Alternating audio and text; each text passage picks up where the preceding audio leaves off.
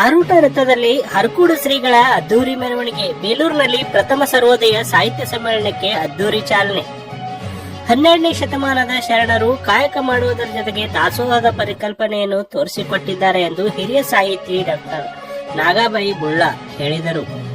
ಹುಲಸೂರು ತಾಲೂಕಿನ ಬೇಲೂರಿನಲ್ಲಿ ಶನಿವಾರ ನಡೆದ ಪ್ರಥಮ ಸರ್ವೋದಯ ಸಾಹಿತ್ಯ ಸಮ್ಮೇಳನ, ಶರಣ ಉರ್ಲಿಂಗಪತಿ ಉತ್ಸವ ಹಾಗೂ ಲಿಂಗೈಕ್ಯ ಶಿವಲಿಂಗೇಶ್ವರ ಶಿವಯೋಗಿಗಳವರ ಪುಣ್ಯ ಸ್ಮರಣೋತ್ಸವ ಕಾರ್ಯಕ್ರಮ ಉದ್ಘಾಟಿಸಿ ಅವರು ಮಾತನಾಡಿದರು. Doctor B R. ಅಂಬೇಡ್ಕರ್ ಅವರು ರಚಿಸಿರುವ ಸಂವಿಧಾನದಿಂದ ಇಂದು ಮಹಿಳೆಯರು ಎಲ್ಲಾ ಕ್ಷೇತ್ರದಲ್ಲಿ ಮುಂದುವರಿಯುತ್ತಿದ್ದಾರೆ.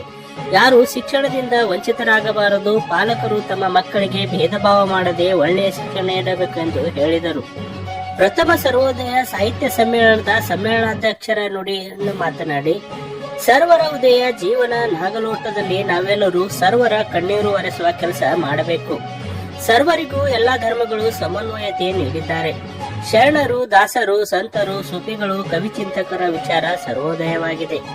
ಕನ್ನಡ ಸಾಹಿತ್ಯದ ಹಲವು ಪ್ರಕಾರದಲ್ಲಿ ವ್ಯಕ್ತವಾದ ಸರ್ವೋದಯ ಪರಿಕಲ್ಪನೆ ಗಾಂಧಿ ಸರ್ವೋದಯ ನಮಗೆ ಜನಮನದ ಜೀವನ ಹಸನಾಗಬೇಕೆಂಬ ಮಹಿಳೆಯರು, ದಿನದಲಿತರು, ಬಡವರು ಎಲ್ಲರ ಕಣ್ಣೀರು ಒರೆಸು ಕೆಲಸ ಮಾಡುವುದೇ ಸರ್ವೋದಯವಾಗಿದೆ ಎಂದರು.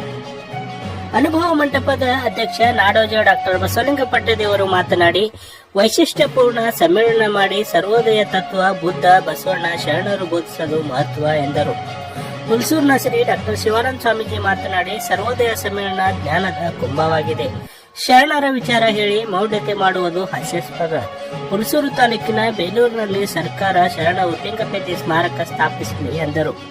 ಕಾಂಗ್ರೆಸ್ ಮುಖಂಡರಾದ ಧನರಾಜ್ ತಾಡಂಪಳ್ಳಿ, ಅರ್ಜುನ್ ಕನಕ್, ಮಲ್ಲಿನಾಥ್ ಹಿರೇಮಠ್, ಪಂಚಾಕ್ಷರಿ ಹಿರೇಮಠ್, ಅಪ್ಪಣ್ಣ ಜವಾಡ ಹಾಗೂ ಇತರರು ಈ ಸಂದರ್ಭದಲ್ಲಿ ಉಪಸ್ಥಿತರಿದ್ದರು. ಜಗನ್ನಾಥ್ ಚಿಲ್ಲಬೆಟ್ಟೆ ಸ್ವಾಗತಿಸಿದರು.